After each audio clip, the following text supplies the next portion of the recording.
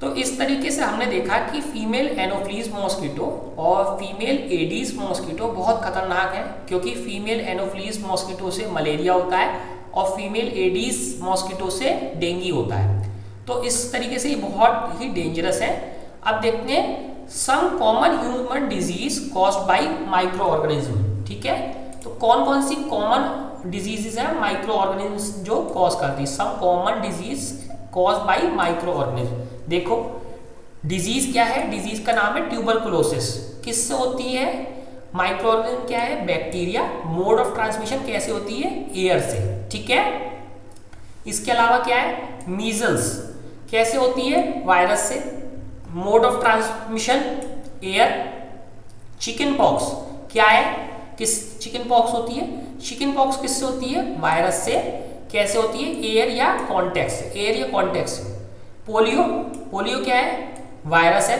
कैसे स्प्रेड होता है, एयर से या वाटर से। अब देखो इनसे प्रिवेंट कैसे करेंगे, keep the patient in complete isolation. जो भी पेशेंट है उसे अलग कर दें। Keep the personal belongings of the patient away from those of others. Vaccination to be given at suitable age. तो ये जनरल मेजर्स है। तो वापस इसे देखो, अगर इसमें हम इसी में एक डिजीज ऐड कर दें जो अभी फैल रखा है, कोरोना वायरस, तो कैसे, किससे, तो यहाँ पे अगर डिजीज हो कोरोना वायरस, किससे फैलता है, वायरस से।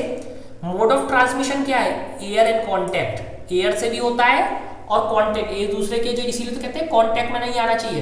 तो कैसे फैलता है corona virus, air and contact से। तो क्या करते हैं, उसके पेशेंट को आइसोलेट कर देते हैं ना, उसके पेशेंट को कोरोना वायरस के। तो इसीलिए यहाँ पे लिखा है keep the patient in complete isolation, उसे आइसोलेट कर देते हैं कोरोना वायरस वाले को। Keep the personal belongings of the patient away from those of others. तो अब उसको क्या करते हैं, कोरोना वायरस के पेशेंट की हर चीज को सैनिटाइज करते हैं ना, उसको अलग करते हैं। क्यों करते हैं, क्योंकि उससे भी जो है कॉन्टेक्ट के थ्रू जो है कोरोना वायरस हो सकता है। ठीक है, vaccination to be given at suitable age. तो वैक्सीनेशन तो अभी कोरोना वायरस की है नहीं, लेकिन अदर्स के लिए वैक्सीनेशन दे के उसको कम किया जा सकता है। जैसे चिकन पॉक्स की वैक्सीनेशन आ गई है और आप सबको चिकन पॉक्स की वैक्सीन लगती है, इसलिए आपको अपनी लाइफ में सिर्फ एक ही बार चिकन पॉक्स होता है। अदरवाइज आपको बार बार चिकन पॉक्स नहीं होता, क्योंकि चिकन पॉक्स की आपको वैक्सीन दे दी गई है। ठीक है, अब इसके बाद देखते हैं कॉलरा। कॉलरा किससे होता है, कॉलरा किससे होता है, बैक्टीरिया से। और मोड ऑफ ट्रांसमिशन क्या है, वाटर या फूड। तो कॉलरा किसके थ्रू फैलता है, वाटर या फूड से। टाइफॉइड होता है, टाइफॉइड किससे होता है, बैक्टीरिया से। और किससे होता है, मोड ऑफ ट्रांसमिशन क्या है, वाटर, टाइफॉइड का। अब इसको कैसे करना है, maintain personal hygiene and good sanitary habits. तो हमें क्या करना है, अच्छी तरीके से सफाई की हैबिट्स जो है, सैनिटरी हैबिट्स और हाइजीन मेंटेन करनी, सफाई भी मेंटेन करनी चाहिए और अच्छी आदतें, जैसे हमें हाथ धो के खाना चाहिए, ये सब। Consume properly cooked food and boiled drinking water. तो यहाँ लिखा है कि अगर पानी गंदा है तो हमें कैसे करना चाहिए, बॉइल करके पीना चाहिए और प्रॉपरली कुक्ड फूड ही खाना चाहिए। जो कच्चा फूड हो वो उसे अवॉइड करना चाहिए। तो उससे ये सब, ये डिजीज कॉलरा और टाइफॉइड हो सकती है। ठीक है, अब इसके बाद आते हैं दो और डिजीजेज है हमारी, हेपेटाइटिस ए। तो हेपेटाइटिस ए किससे के थ्रू फैलता है, वायरस से। वायरस, और वायरस किस में ये है, वायरस ट्रांसमिशन का मोड क्या है, वाटर। तो drink boiled water and vaccination. तो ये हेपेटाइटिस ए की वैक्सीनेशन हो जाए और बॉइल्ड वाटर अगर हम पिए तो हम इससे बच सकते हैं। और लास्ट चीज यहाँ पे क्या है, मलेरिया। मलेरिया जो पैरासाइट था वो किस में आता था, वो बैक्टीरिया नहीं है, वो प्रोटोजोआ है। हमने देखा था ना प्रोटोजोआ, तो वो क्या है, protozoa.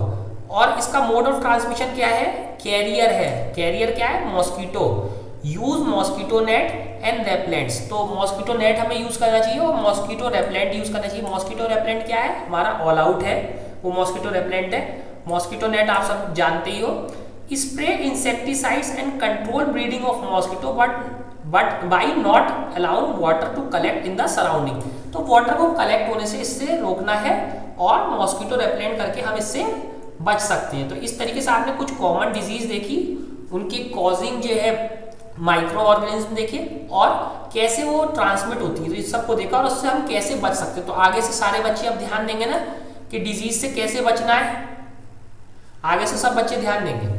Some of the common diseases affecting humans, their mode of transmission and few general methods of prevention are shown in table 2.1। तो ये टेबल 2.1 में हमने सब ये पढ़ लिया, सब पढ़ लिया, ठीक है। Disease causing micro organism in animal, तो ये अभी तक हमने ह्यूमंस में पढ़ी। अब देखते हैं disease causing micro organism in animals. तो अभी तक एनिमल्स में कैसे डिजीज होती है उसे भी देखते हैं।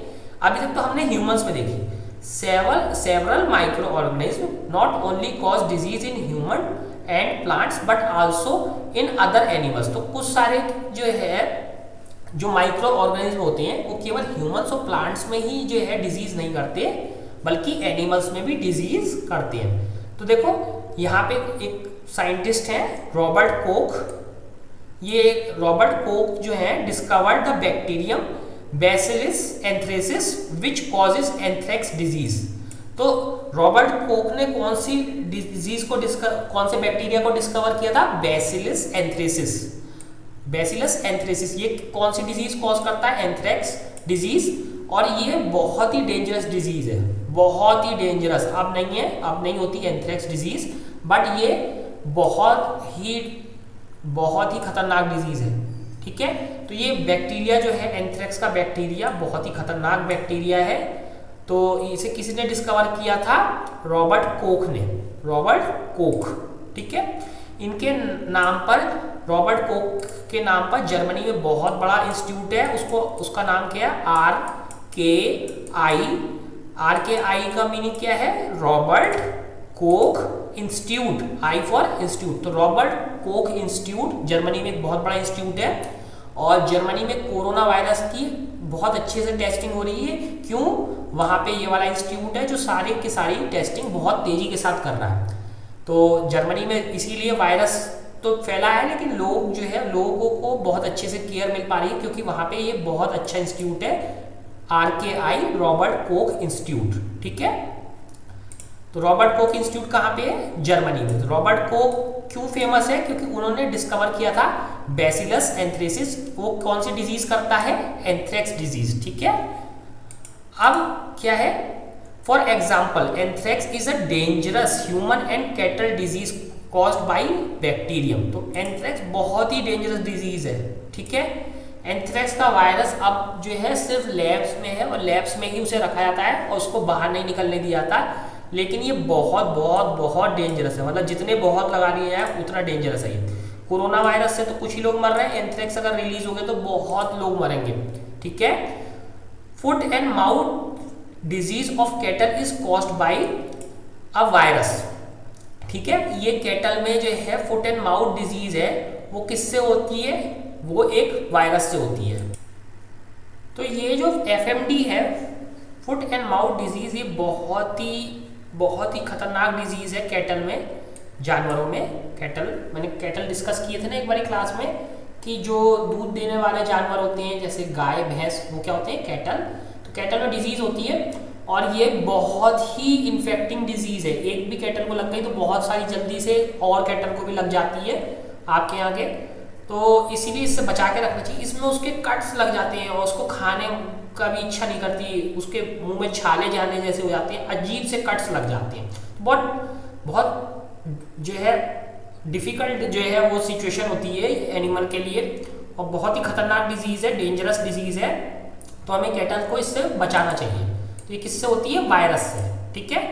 इसके बाद disease causing micro organism in plant. तो प्लांट्स में भी देख लें, अब एनिमल्स हो उसमें तो देख लिया।